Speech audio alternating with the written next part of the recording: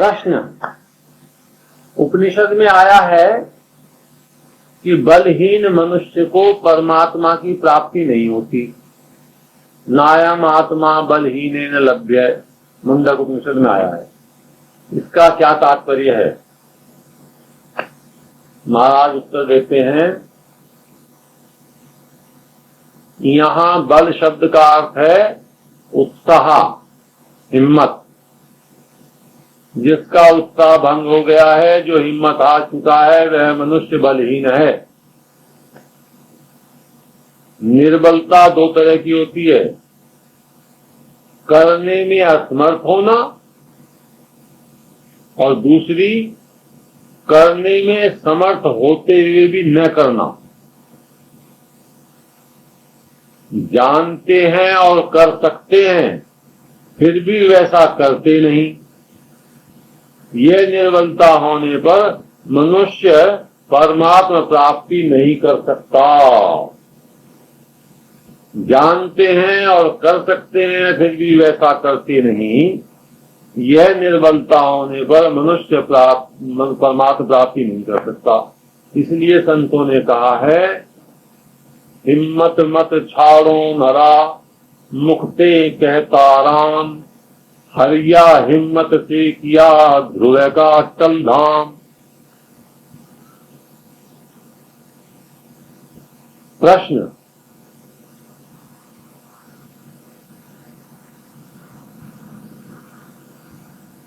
क्या तीव्र व्याकुलता हुए बिना भी भगवान की प्राप्ति हो सकती है? ये प्रश्न है।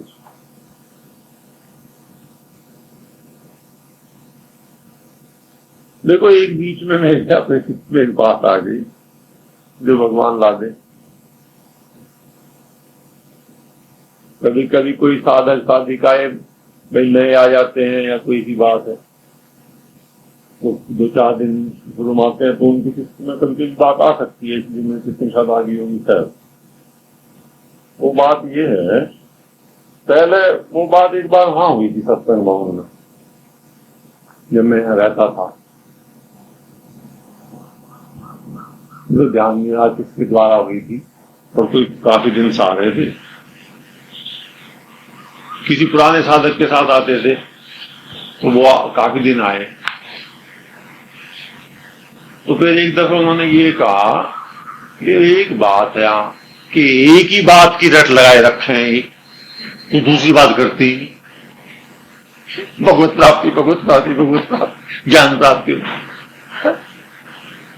उन्होंने मुझसे कहा, मैंने कहा भाई सुनो, अच्छा हुआ ये बात व्यक्त होगी, सच्ची बात है ये। 12-13 साल तब यहाँ हो गए थे रहते हुए।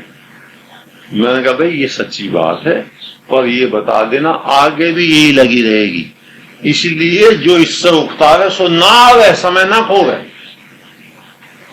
ये एक ही चक्कर चलता रहेगा, और बात दूसरी होनी ही नहीं मेरे यहाँ, समझे नहीं? एक ही बात रहेगी शुरू से। उन्होंने ये कहा कि भाई 3-4 साल तो हमें हो गए और कुछ बात करते नहीं। तो जिनसे कहा उन्होंने क्या, मुझको हो गए 11 साल, बात तो यही चल रही है। वो मेरे निकट से थे, तो मैंने कहा, मतलब तो अगले अगर 20 साल हुए तो यही चलती रहेगी भाई, एक। तो ये मैंने इसलिए कहा भाई इधर उसी का ठीक है जो इस एक ही बात के पीछे। खैर, फिर वो चूंकि निकट थे, उन्होंने उनसे कही, फिर वो मुझे मिले, तो उन्होंने फिर जिन्होंने पहले हृदय के शुद्ध थे, उन्होंने कहा अच्छा फिर अब आपस में बात होगी। तो उन्होंने फिर व्यक्तिगत मिलकर ये कहा कि अच्छा भी एक बात मेरे मन में पैदा हुई, ये बताए ना क्या, कि जब आप एक ही बात कर रहे हो रात दिन और कुछ करते नहीं हो, तो इस एक बात की कोई गारंटी है क्या? मैं गारंटी बिल्कुल नहीं है, तो कोई गारंटी नहीं है, समझे नहीं? ये भी है, ये एक और उसमें जुड़ गई कि ऐसी बात की चर्चा चला में रात दिन, जिसकी गारंटी कुछ नहीं। अरे भाई गारंटी हो तो हम 15-20 साल बिगाड़े, कैसा 15 साल होकर के फिर मामला बैठ जाएगा। अच्छा, मेरा बिल्कुल गारंटी नहीं, कतई, समझे नहीं? कतई रिस्क लेनी हो, बिल्कुल अंधा जुआ खेलना हो तो बैठो भाई आकर के, नहीं तो नहीं। लेकिन क्या, फिर आखिर में मैंने एक बात और की, पर मेरा एक बात ध्यान रखना, वो ये है, घूम फिर करके कभी आना पड़ेगा इसी चक्कर में, कभी ना कितने जन्मों में यही आना पड़ेगा फिर आखिर में इसी प्रश्न पर, और यही चलता चलेगा। जब ये सुलझेगा तो सारी समस्या सुलझ जाएंगी।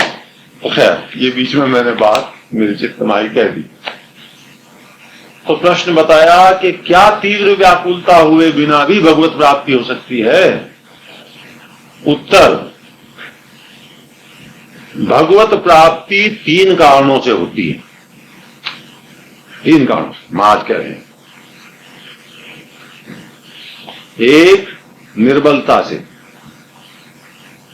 2 निर्भरता से, और 3 कभी निर्बलता तथा कभी निर्भरता होने से। निर्बलता निर्भरता, या तो ये हो जाए भाई मैं तो बिल्कुल कुछ कर ही नहीं सकता, बेकार है, मेरे को सामर्थ्य नहीं, या मैं तो पूरा आप पर निर्भर हूं, कराओ मत कराओ अपना अनुभव जैसे हो, हूं निर्भर आप। या महाराज ये कह रहे हैं कि ऐसा भी होता है कि कभी निर्बलता आ जाती है, कभी निर्भरता आ जाती है। तात्पर्य है कि अगर तेजी से व्याकुलता हो जाए तो प्राप्ति हो जाएगी, अथवा भगवान की कृपा पर पूरी निर्भरता हो जाए कि जो होगा उनकी कृपा से होगा तो प्राप्ति हो जाएगी। कभी निर्बलता अर्थात व्याकुलता और कभी निर्भरता हो तो दोनों में से कभी एक पूरी होने से भगवत प्राप्ति हो जाएगी। प्रश्न अगला इसी से संबंधित, कभी निर्बलता और कभी निर्भरता तो प्राय सभी साधकों में रहती है, फिर वह पूरी क्यों नहीं होती? प्रश्न भी ऐसे पूछे हैं, छोड़ा नहीं है। हाँ, कभी निर्बलता और कभी निर्भरता। महाराज का व्यक्तित्व जो है वो शिष्य भी ऐसे ही पास में रहेंगे, अद्भुत व्यक्तित्व है। थोड़ा मुझे अवसर मिला है, तुम भी रहे हो वहां 6-7 दिन जाकर के, और कई लोग गए हैं, पर मुझे तो यहाँ जयपुर में ही मिला। अद्भुत संत है, अद्भुत। मैंने बताया था एक मामले में मेरा उनका विचार मतभेद हुआ, वो 9वें अध्याय के 4-5वें श्लोक में मैंने कुछ बात की, उन्होंने कुछ कही, विचार भी किया, उन्होंने कहा, सोचे भी, कहने लगे हाँ है तो सही, और फिर हाँ भी करी। फिर मैंने कहा तो इसमें इतनी सी बात है, ये लाइन लिखी हुई है व्याख्या में, और आपका शरीर पूरा हो जाए तो फिर झंझट हो जाएगी, कोई छेड़ भी नहीं सकता इसको, सारे संजीवनी को। और वो जो शिष्य है वो मेरे को क्रोधी हो रहे, कौन आदमी घुस गया बीच में आकर के भी ऐसी बात करता है यहाँ। महाराज ने कहा महाराज तो बात कर। खैर मैंने कहा खैर वो हुआ करके आखिर में महाराज ने ये उचित समझा कि भाई जैसा है ठीक है, अब वो तो निर्णय। लेकिन फिर बाद में फिर एक बार मिलना हुआ, फिर मैंने कई बार, कहने लगे नहीं आखिर में तो अर्थ उसका दोनों का यही हो जाएगा, ऐसे इस तरह। मैंने फिर वही बात कह दी, बस सम्मान पूरा, संत है, महापुरुष है। अच्छा गुस्सा, महाराज तो गुस्सा का प्रश्न ही नहीं, शिष्य मेरे को बोल रहे पीछे, जितने भी 5 बात रहते हैं। मेरे साथ में वो भी थे, डॉक्टर श्रीनिवास जी शास्त्री आते हैं वहां, वो उनके चिकित्सक है महाराज जी के, तो महाराज जी की नहीं करता है, महाराज इलाज कराते हैं कभी कभी उनसे। फिर ऐसी बात आई, मेरे मुंह से ये बात निकल गई, मैं महाराज अब ये बात पर मुझे तो ऐसे स्पष्ट दिख रही है, और आप यूं कह रहे हो कि जैसे है वो ठीक है। तो मैंने कहा आप अपनी बात को बिल्कुल ठीक ही है आपकी बात, आपकी चित्त में? हाँ भाई मेरे चित्त में तो ठीक है। मैं कहता मेरे में भी मेरी ठीक है। मैं उसने कहने लगा ये ठीक है, हाँ अपनी ठीक रखो, हम अपनी ठीक रखे। महापुरुष का चलने तो ये ठीक है बस। हाँ, और विचार भिन्नता तो बिल्कुल ठीक है अपनी हिंदू संस्कृति में। मैं कहा हाँ भाई ये तो बात ठीक है। अच्छा, उसी के बीच में क्या हुआ मैं बताता हूँ। महापुरुष होते हैं। उसी के बीच में क्या हुआ कि वो पीछे जो एक दो शिष्य थे उनको इतना क्रोध आ गया, उन्हें ये दिखाई दिया जैसे मैं कुछ अपमान कर रहा हूँ। अपमान का भाव था नहीं, देशपात्री भी तो महापुरुष है। तो पीछे बीच में से कि आप ये पूछ रहे हैं ये गूढ़ाभि संधि 9वें अध्याय की सबसे कठिन विषय, आपको गीता का मैं सब बातों और बातों का पता है? ऐसा वो मेरे पीछे। अब जो भगवान कहलवा दें ऐसी स्थिति में, मेरे मुंह से ऐसी बात निकल गई, मुझे भी आश्चर्य हुआ। भाई कैसे मेरे मुंह से निकल गया? मैं कहा हाँ भगवत कृपा से मुझे सब पता है। मेरे मुंह से बात निकली, सन्नाटा हो गया। महाराज का मैंने क्या रूप देखा, मेरे कहते के साथ ही वो शिष्य और जरा क्रोधित हुए। लेकिन महाराज एकदम बोले ठहरो भाई, ये ठीक कह रहे हैं, ठीक कह रहे हैं, भगवत कृपा से तो पता चल ही जाता है भाई। और ये धन्य है भाई है ऋषि महापुरुष। अच्छा इनकी बात सुनो गौर से। अच्छा ये होकर के मेरा कहने का ये लक्षण है महापुरुष।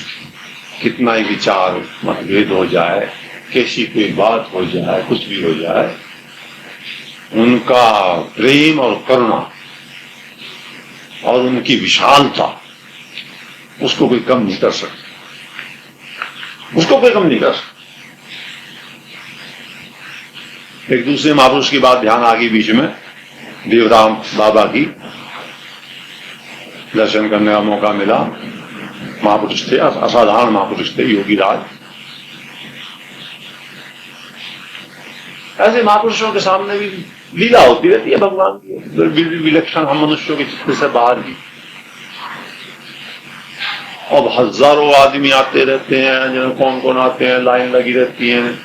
उनका अपना एक तरीका था, योगी थे, मंच पे बैठे रहते थे, ऊपर जमुना के उस पार बना करके 2-4 शिष्य साथ में रहते थे बस।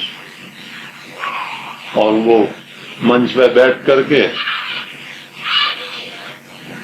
निर्वस्त्र से ही रहते थे, पर माता बहनाएं आती थी तो वो सामने पट्टा वट्टा फरक लेते थे, ताकि जब उठ के चले तो चले जाए। खैर अपने यहाँ तो इसका कोई है नहीं था महापुरुष के बारे में।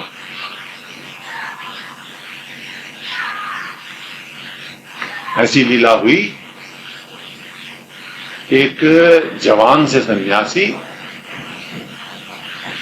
उनके साथ में 5-7 शिष्य आए, एक बैच। जब उनका नंबर आया, प्रणाम वगैरह किया, जरा सी देर के बाद में वो सन्यासी जैसे क्या बोले, यहाँ बैठे बैठे आप उपदेश देते रहते हो दुनिया को,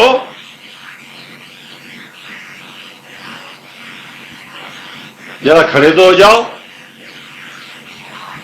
ऐसी लीला। हाँ, अब वो जो 2-4 शिष्य नीचे थे, एक रिटायर्ड वाइस चांसलर थे किसी यूनिवर्सिटी के, वो भी रहा करते थे उन दिनों में वहां उनके नीचे शिष्य रूप में।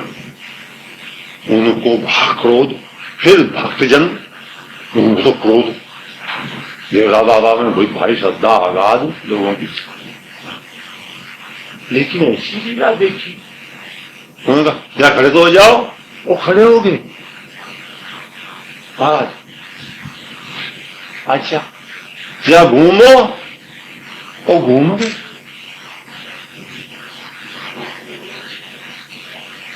जो कहा हाँ घूमो, जरा घूमो, योगी बने हुए हो। वो खड़े होकर के वो घूम गए, अब बैठ जाऊं। हाँ, उन्होंने ऐसे करुणा प्रेम से कहा बैठ जाऊं। हाँ, वो प्रणाम करके वो सारा गुट चला गया। वो जो उनके साथ में 5-4 और भी थे कपड़े पहने हुए उस तरह के, वो भी और वो सन्यासी भी। हाँ, अच्छा भाई, एक और भक्त में महाराज ये क्या, अरे लीला है माधव की भाई, माधव की लीला है, चलती रहती है। जिसका जो भाव भाई, उनकी ऐसी इच्छा हुई, हम खड़े भाई, हम खड़े हो गए भाई, घूमो, मैं घूम गया भाई, ऐसी इच्छा। ये है वासुदेव सर्वम, जिसको सब वासुदेव हो गए, सब वासुदेव हो गए, कोई राग द्वेष नहीं रहा। ये है प्रकृति से पार चले गए महात्मा। ऐसी ऐसी लीला होती है। हाँ, ऐसे संत होते हैं महात्मा।